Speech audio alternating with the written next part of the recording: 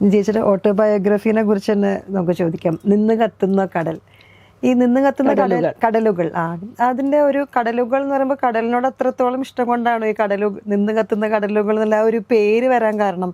കടലിനോട് ഇഷ്ടമുണ്ട്. പിന്നെ പ്രത്യേകിച്ച് അത് കടല് കാണുന്നത് ആദ്യമായിട്ട് അമ്മയോടൊപ്പം പോയിട്ടാണ് കടല് കാണുന്നത്. പിന്നെ ഇങ്ങനെ എപ്പോഴും എനിക്ക് തോന്നിയിട്ടുള്ളത് ഈ അമ്മയായിട്ട് റിലേറ്റ് ചെയ്യുന്നതും ഉള്ളൊരു ഓർമ്മയും മാത്രമല്ല, കടല് പോലെ മനുഷ്യരുടെ ജീവിതം ഭയങ്കര വൈവിധ്യമല്ലേ. അതെ.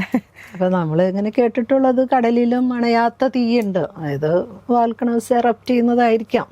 അപ്പൊ അത് ആ വെള്ളത്തിലും കെട്ടുപോകാതെ, അല്ലെങ്കിൽ നമ്മളിപ്പോൾ എവിടെയാണ് അസർബൈജാനിൽ അവിടെ ഒരു മലയുണ്ടല്ലോ, മഴയിലും മഞ്ഞിലും ഒന്നും കെട്ടുപോകാതെ നിന്ന് കത്തുന്ന മലയുണ്ടല്ലോ.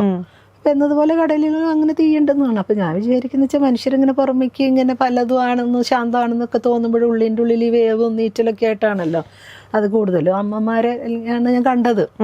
എൻ്റെ ജീവിതത്തിൽ അങ്ങനെ കുറെ അടുത്ത് ഇടപഴകിയ സ്ത്രീകളെ കണ്ടതുകൊണ്ട് അങ്ങനെ കടലുകൾ എന്നുള്ളത് അമ്മമാരെ കൂടി ഉപമിച്ചാണ് ഞാൻ എഴുതിയത്. അത്രേ ഉള്ളൂ അത്.